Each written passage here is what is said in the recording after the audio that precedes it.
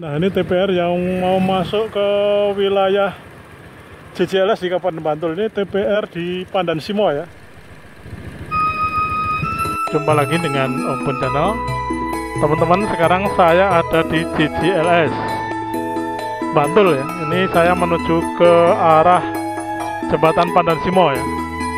Nah, saya membayangkan teman-teman kalau sudah bisa difungsikan Jembatan Pandan Simo itu, berarti saya bisa langsung sampai ke Kulon Progo ini. Tapi sayangnya ketika video ini saya buat ya, Jembatan Pandan Simo itu belum bisa dilewati kendaraan umum. Jadi kalau pekerja mungkin bisa ya. Nah, seandainya sudah bisa dilewati, nanti saya lurus ke barat ya. Nah, yang perlu saya sampaikan, ini nanti kalau Jembatan Pandan Simo itu sudah diresmikan, akan banyak perubahan nanti di JJLS ini.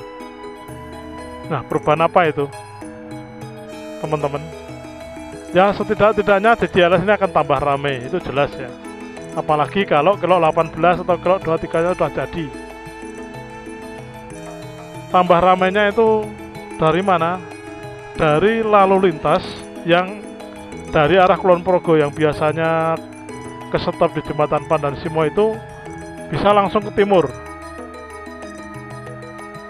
Jadi banyak sekali pengguna jalan JJLS ini yang dari Bandara YIA ya, terutama yang lewat di JJLS, yang mau ke kota Yogyakarta atau ke objek wisata di pantai-pantai di Bantul ini. Ini yang jelas itu tambah rame ya.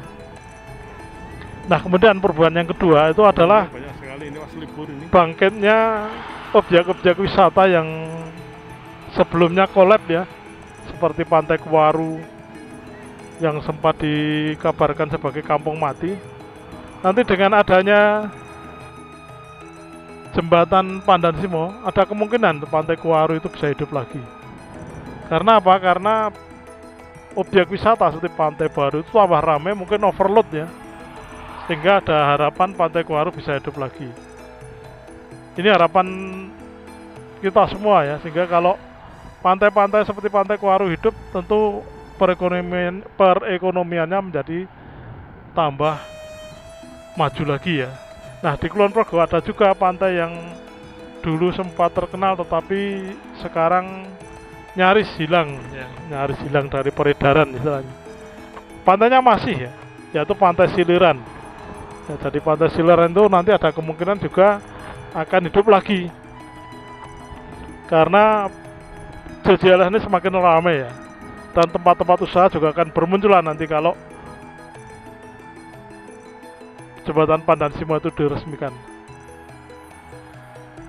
Nah, kita akan belok kiri dulu melihat suasana Pantai Kuaru. Nah, itu di depan itu ada ya, kita akan lewat saja teman-teman.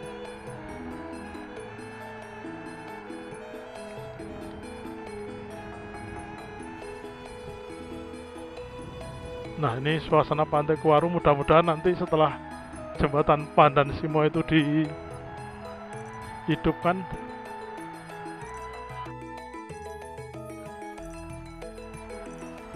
Jembatan Pandan Simo itu dihidupkan, nanti pantai ini akan hidup lagi ya, tambah ramai lagi. Nah, seperti itu suasananya pantai. Kita akan muter.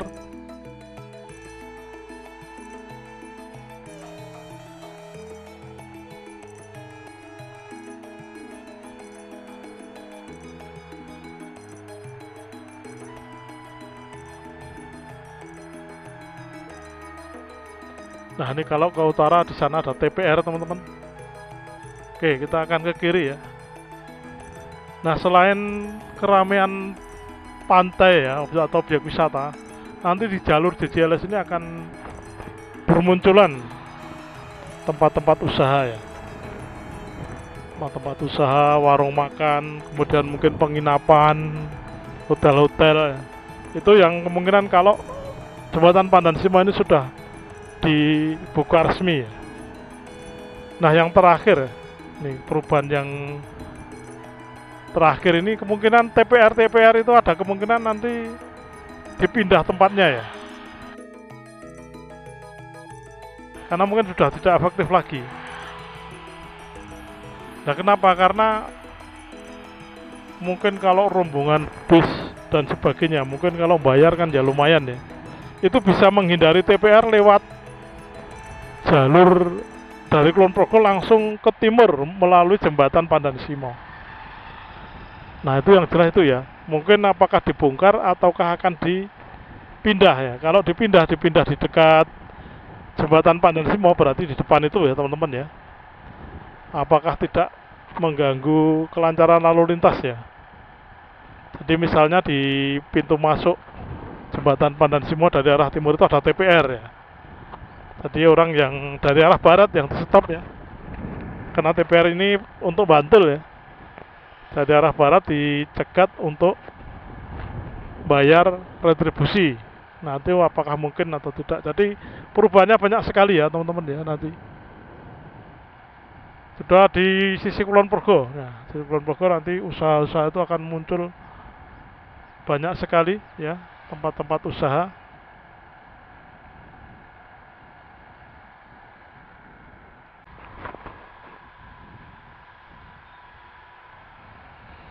Nah, contohnya TPR ini teman-teman, TPR yang ada di depan ini dekat jembatan.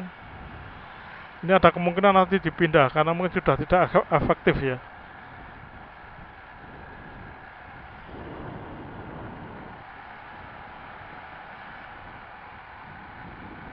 Jadi TPR itu hanya menjaring atau meminta retribusi dari kendaraan yang arahnya dari utara sini. Tapi nanti kalau jembatan Pandan Simonnya jadi dan orang-orang itu lama-lama pada tahu ya, tentu akan memilih memasuki JJLS Bantul lewat Kulon Progo. Karena sudah bisa langsung dari Kulon Progo ke JJLS Bantul.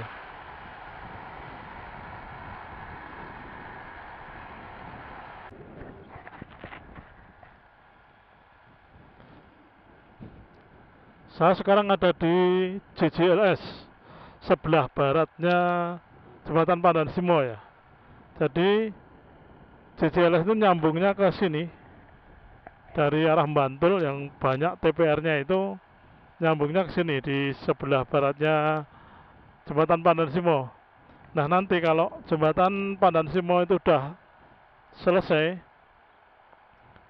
nah TPR itu bagaimana ya nasibnya ya, karena kalau jembatan Pandan Simo belum jadi, orang yang atau wisatawan yang mau ke pantai di sepanjang JJLS Bantul itu mesti harus lewat TPR dan di situ dikenai retribusi ya. Memang ya mungkin itu sebagai salah satu pendapatan daerah ya. Nah, masalahnya sekarang kalau jembatan Pandan Simo itu sudah jadi dan di sisi barat itu tidak ada satupun TPR ya. TPR-nya tidak ada. Coba kita sampai ke sisi yang barat sana itu, sampai di pertigaan kalau kanan Jalan Dandres itu tidak ada TPR ya. Sehingga nanti wisatawan yang ke arah Bantul misalnya mau menghindari TPR itu bisa lewat Kulon Progo ya. Ini bukan saya ngajari ya, tetapi memang faktanya seperti itu. Dan secara apa ya,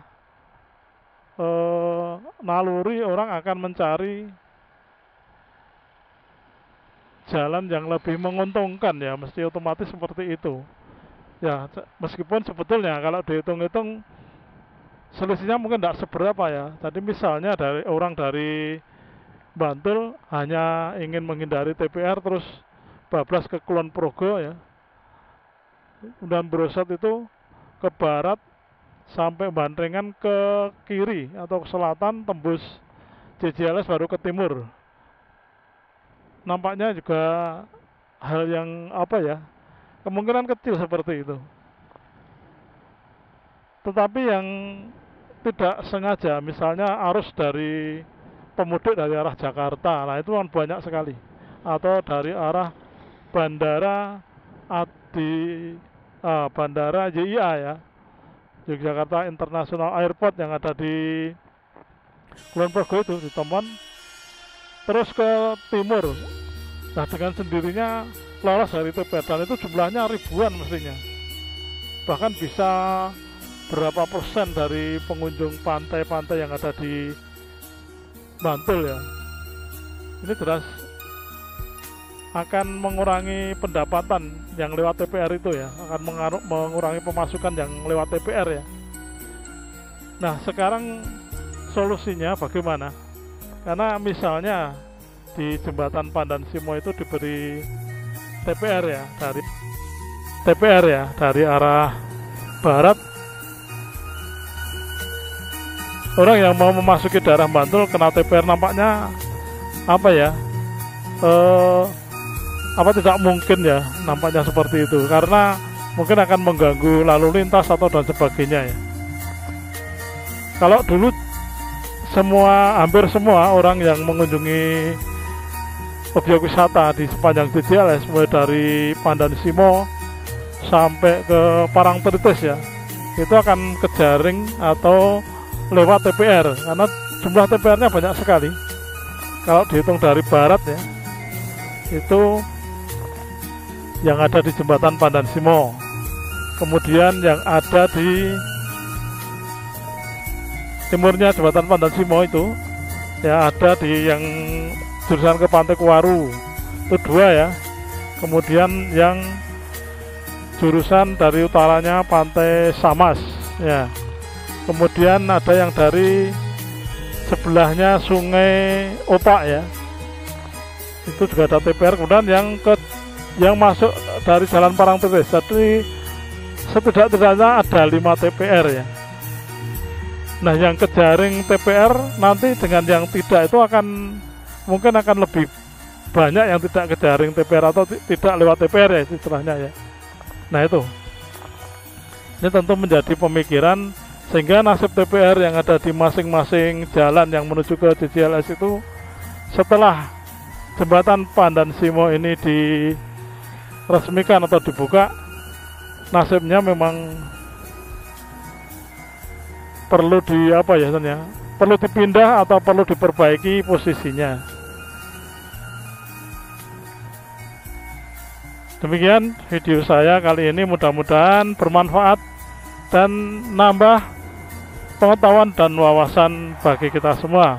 Terima kasih.